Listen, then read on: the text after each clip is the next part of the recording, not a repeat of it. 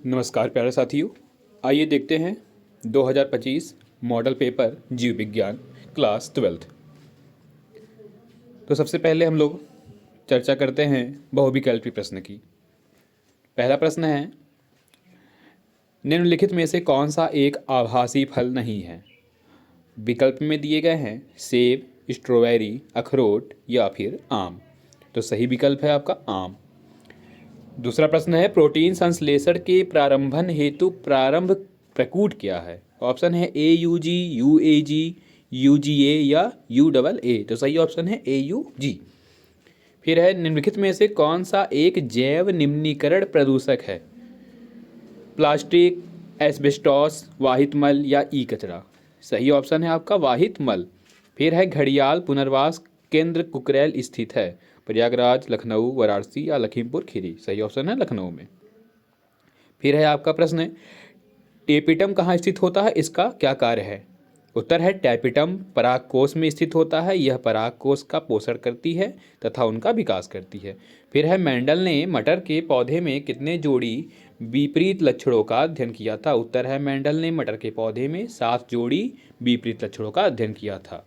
फिर, किस पैथोजन के कारण हाथी पाँव, जिसे हम कहते हैं एलिफेंटिएसिस रोग होता है? तो हाथी पाँव, जिसे हम फाइलेरिया के नाम से भी जानते हैं, संघ निर्मेटोडा का परजीवी बाउचेरिया ब्रैंकॉप्टी के संक्रमण से होता है। आरडीएनए में आर क्या है? तो डीएनए में आर का मतलब है पुनर्संयोजक। निकेत को परिभाषित कीजिए। निकेट वह स्थान, विशेष या प्राकृतिक परिवेश है जहां जीव अपने जीवीय संबंधों तथा भौतिक पर्यावरण में रहता है। फिर आईबीएफ तथा गिफ्ट का पूरा नाम लिखिए। तो आईबीएफ क्या है आपका? In vitro fertilisation. गिफ्ट क्या है? Gamete intra fallopian transfer. फिर है, असंग जनन पर एक टिप्पणी लिखिए। असंग जनन लैंगिक जनन की एक सामान्य विधि जिसमें नए पौधों का निर्माण युग्मकों के संलयन से ही होता है, असंग जनन कहलाती है। फिर, टर्नर एवं क्लाइनफेल्टर सिंड्रोमों में गुणसूत्रों की संख्या कितनी होती है? टर्नर सिंड्रोम में गुणसूत्रों की संख्या 46 के स्थान पर 45 हो जाती है और क्लाइनफेल्टर सिंड्रोम में गुणसूत्रों की संख्या 46 के स्थान पर 47 हो जाती है। अल्कोहल दुरुपयोग के क्या कुप्रभाव हैं? तो अल्कोहल के कुप्रभाव, अल्कोहल का सेवन करने से चेतना शून्य हो जाती है, व्यक्ति का शरीर पर नियंत्रण नहीं रहता है, अल्कोहल के सेवन से शरीर का यकृत खराब हो जाता है।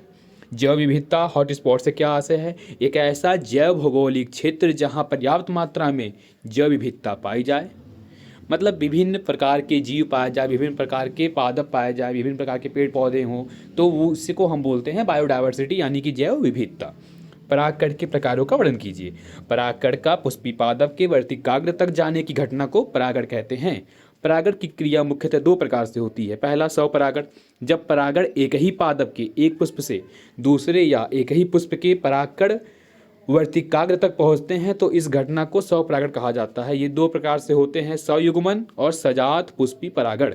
फिर है परपरागण, जब किसी एक पादप के परागकण दूसरे पादप के वर्तिकाग्र तक स्थानांतरित होते हैं तो इसे परपरागण कहा जाता है।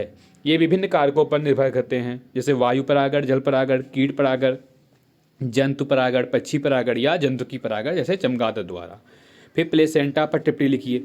अपरा को ही हम क्या एक नाम से जानते हैं? प्लेसेंटा। अपरा एक संयुक्त संरचना है जो स्तनियों के गर्भ में भ्रूण को गर्भाशय से संरचनात्मक एवं क्रियात्मक रूप से जोड़ने में सहायक होती है। अपरा भ्रूण के विकास में निम्नलिखित कार्य करता है: भ्रूण का पोषण, श्वसन, उत्सर्जन, हार्मोन्स का स्रावण।